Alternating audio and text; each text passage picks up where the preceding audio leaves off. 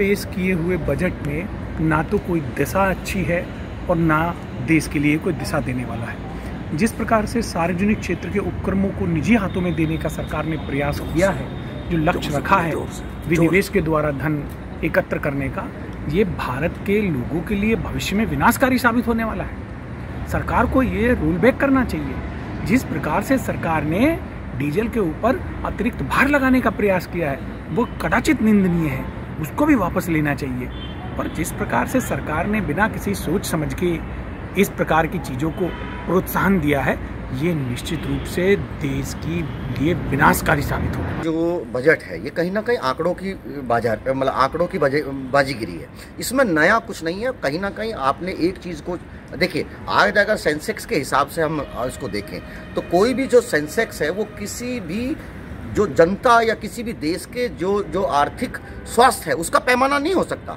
आप देखेंगे कि इसमें एक तो फार्मा का, एक बैंकिंग सेक्टर, क्योंकि बैंक आप बेच रहे हैं ना, आप एयर इंडिया बेच रहे हैं, आप तमाम रेलवे को भी आप इसी रूप में लेके जा रहे हैं, डीआरडीओ के आप सवाल कर रहे हैं, तो तमाम जो सरकारी संस्थान है उनके ऊपर आप सवाल खड़ा कर रहे हैं और तमाम प्राइवेटाइजेशन को कहीं ना कहीं बढ़ा रहे हैं। ये सवाल होगा। और दूसरी बात देखिए, आपने अगर कोरोना काल में आप देखेंगे तो कोरोना काल में जो आपका मेडिकल का जो सरकार का जो इंफ्रास्ट्रक्चर है वही कहीं ना कहीं महामारी के साथ लड़ा, आपके साथ कंधे से कंधा लड़ा के किसका खड़ा रहा। लेकिन आपका प्राइवेट सेक्टर कहीं ना कहीं अपनी जिम्मेदारी से हटा और उसने वो जिम्मेदारी नहीं निभाई। लेकिन आप ये देखेंगे कि सरकार कहीं ना कहीं इनडायरेक्ट वे से अपनी जो जिम्मेदारी है उससे अलग हट करके कहीं ना कहीं प्राइवेट चीज़ों को ज़्यादा बढ़ावा देना चाह रही है। अगर स्वास्थ्य में देखेंगे तो आपने पैसा तो बढ़ाया है, लेकिन आपने ये नहीं बताया कि सरकारी जो इंफ्रास्ट्रक्चर है, जो सरकार जहां अपनी जिम्मेदारी निभा सकती है बेहतर तरीके से, वहां आप कितना पैसा देंगे, प्राइवेट में आप कितना पैसा देंगे। तो मुझे नहीं लगता कि एक आंकड़ों की बाजीगिरी और लोगों, आप किसानी के लिए आपने क्या दिया?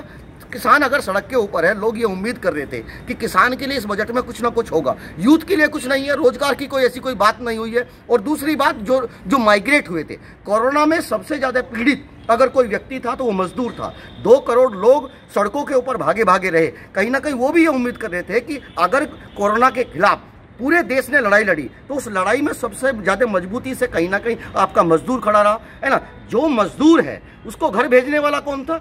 यही उद्योगपति अगर उसको घर भेज रहे थे, उनके खिलाफ तो आपने कोई कार्रवाई नहीं की ना। और जो मजदूर गया था उनके लिए आपने कोई ऐसा काम नहीं किया।